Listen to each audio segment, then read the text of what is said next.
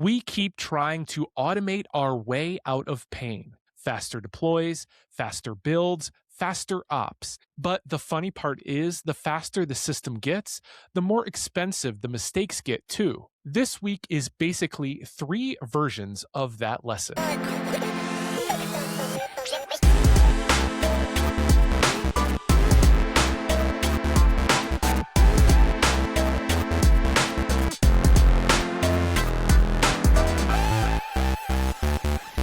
Hey, I'm Brian Teller. I work in DevOps and SRE, and I run Teller's Tech. This is Ship It Weekly, where I filter the noise and pull out what actually matters when you're the one running infrastructure and owning reliability. If something's hype, I'll call it hype. If it changes how you operate, we'll talk about it. Quick bit of housekeeping. The site is shipitweekly.fm.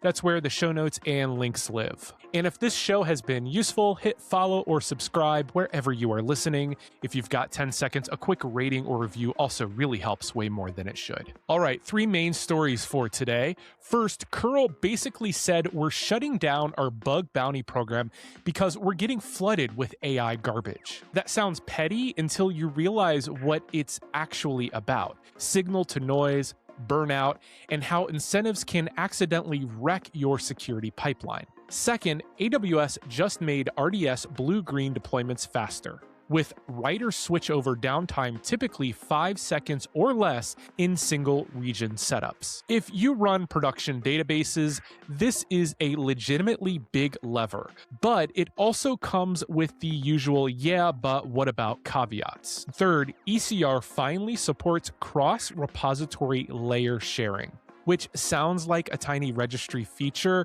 until you're the person paying for storage and watching CI push the same base layers across 200 microservice repos like it's a hobby. Then the lightning round, a really good Kubernetes post on building kubectl-like CLIs without re-implementing the whole universe. A Helm charts write-up worth bookmarking, plus a couple of tools that are worth looking at. And we'll close with the human side, the irony that automation doesn't remove responsibility, it moves it. And it usually moves it into the most overloaded humans at the worst possible time. So, curl. If you haven't seen this one, the Curl project posted changes to stop their bug bounty program at the end of January 2026. And the reason is basically the volume of low-quality AI-generated vuln reports has become a tax they can't afford anymore. And I want to be careful here because the headline can turn into dumb discourse like AI bad or security people are cranky. That's not the point though. The point is incentives. Bug bounties are already a weird incentive machine. They work best when the incoming reports are rarish, thoughtful, reproducible, and written by someone who actually validated something. But if you can create an environment where someone can crank out 50 convincing-looking reports in an afternoon, and they only need 1 to hit to maybe get paid, you've just created an attacker. Except the target is your maintainer's attention span. This hits platform people in a few ways. 1, it's the same pattern as alert fatigue. The first 10 useless alerts are annoying. The 500th useless alert changes how you behave. You stop trusting the channel. You start ignoring it. And then eventually, the real one shows up and everybody gets hurt. 2, it's a reminder that intake is part of your system design. We talk about security tooling like it's just scanners and policies. But the workflow is the product. If your workflow can be spammed, it will be spammed. 3, this is also a very real maintainer sustainability problem. Curl is foundational internet plumbing. If the people maintaining that plumbing have to spend their evenings debunking hallucinated CVEs, it's not free. It's a direct drain on the project's ability to ship real fixes. So what do you do with this besides nod sadly? If you run internal security intake, or even just your normal ops intake, steal the lesson. Add friction where spam happens. That can be as simple as requiring real repro steps, requiring environment details, requiring a minimal proof, or forcing the submitter to do one more round trip before you spend time. Not because you hate people, but because you're protecting the team's attention. And honestly, I think we're going to see more of this. More projects putting guardrails around community intake. Not because they don't want reports, but because they want fewer, better reports. All right, let's switch from human bandwidth is the bottleneck to database downtime is the bottleneck.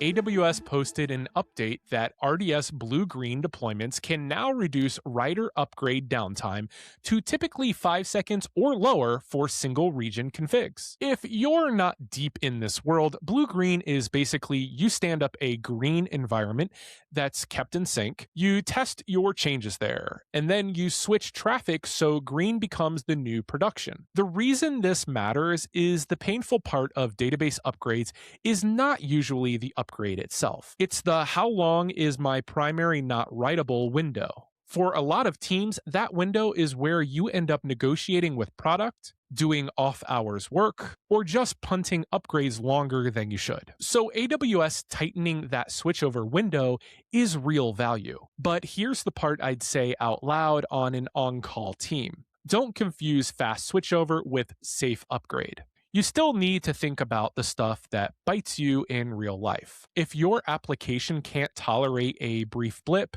you still need retry behavior that doesn't melt your connection pools. If you've got long-running transactions, you need to understand what the switchover does to them. If you are doing anything spicy with replication slots, perimeter groups, extensions, or oddball maintenance jobs, you still need to test the green environment like it's going to betray you, because it might. Also, and this is the platform angle, reduced downtime is not the same as no coordination. A lot of orgs treat DB upgrades like a once-a-quarter fire drill because the process is fragile. If blue-green gets you to a world where upgrades are boring, that's the win. Boring is the goal. So my takeaway is if you are on RDS MySQL, Postgres, or MariaDB, this is worth revisiting. Even if you tried blue-green before and shrugged, the improved switchover timing might be enough to change how often you are willing to use it. Now,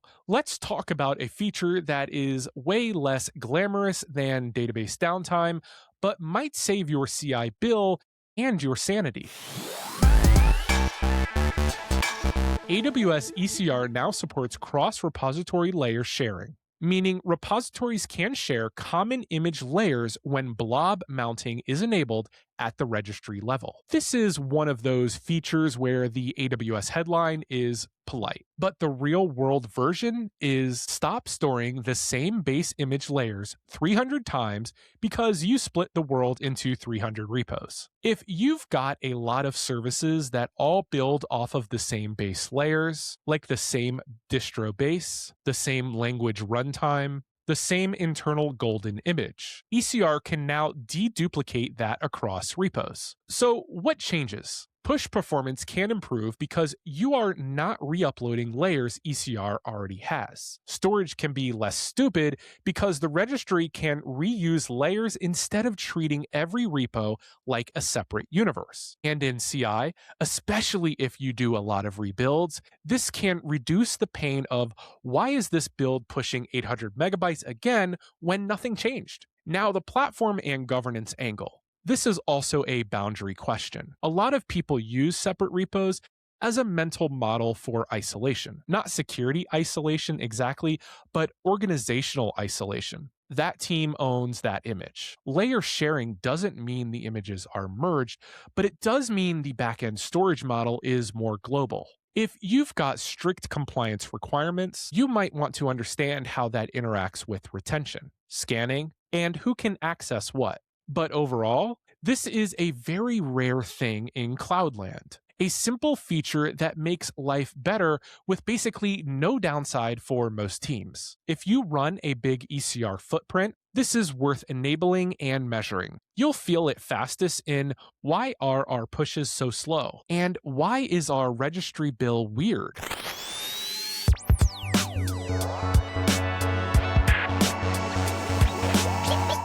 All right, lightning round. First up, the Kubernetes blog post. Uniform API server access using client command. This is for anyone who has ever written a kubectl plugin or wanted to build an internal CLI that feels like kubectl, and then realized kubectl has a million flags and conventions. The post is basically a guide for how to use the same client CMD pattern so your tool behaves like users expect. Next, building robust Helm charts. I like this one because it's not here's Helm basics. It's more the stuff you learn after you've maintained charts that break in production. Values structure, templates that don't explode, and patterns that keep your chart from turning into a pile of conditionals nobody wants to touch. Next, a tool called TTL.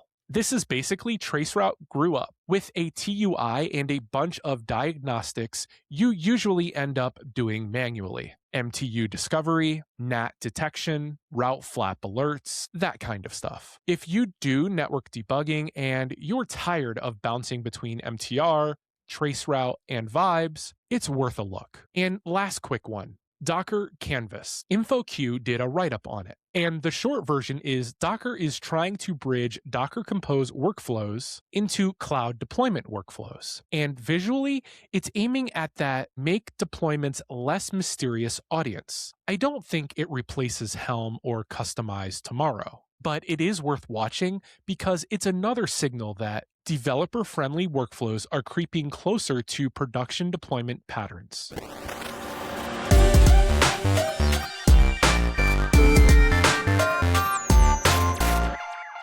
All right, Human Closer. For the Human Closer this week, SRE Weekly linked Honeycomb's interim report for their extended EU incident. And the reason I want to mention it is not because the vendor had an outage. It's the operational reality of multi-day incidents, and specifically the part that a lot of orgs pretend doesn't exist: managing human energy. In the report, the theme that stuck out was fix wasn't just restart thing. It involved real engineering work over multiple days, new functionality and procedures, and coordination that stretched people thin. And if you've been through one of those, you know the hardest part is not always the technical root cause. It's keeping the team effective on day 2, because day 1 is adrenaline. Day 1 is everyone showing up, focused, and ready to grind. Day 2 is where mistakes happen because people are tired, context gets dropped,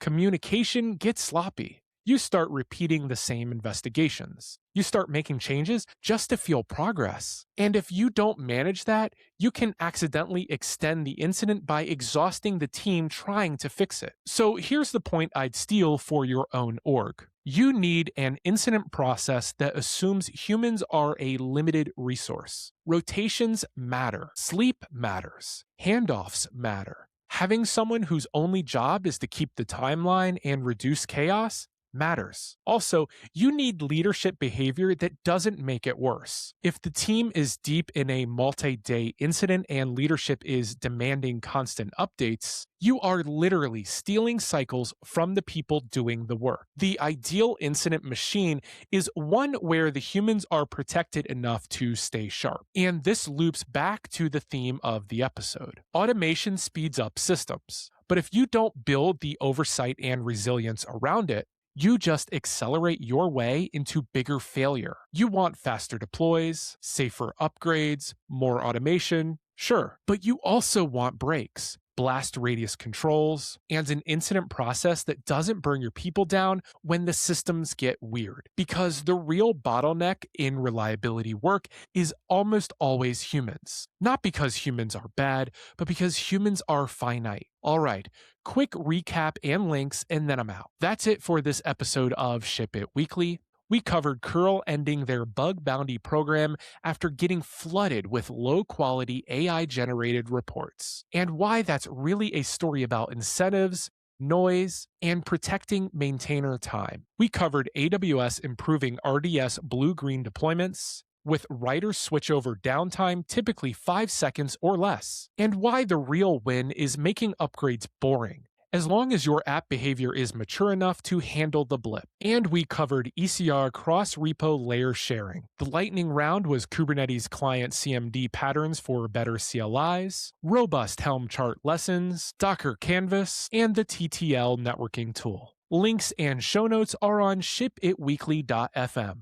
If you got something out of this, follow the show wherever you are listening. And if you can, leave a quick rating or review. It helps a ton. I'm Brian, and I'll see you next week.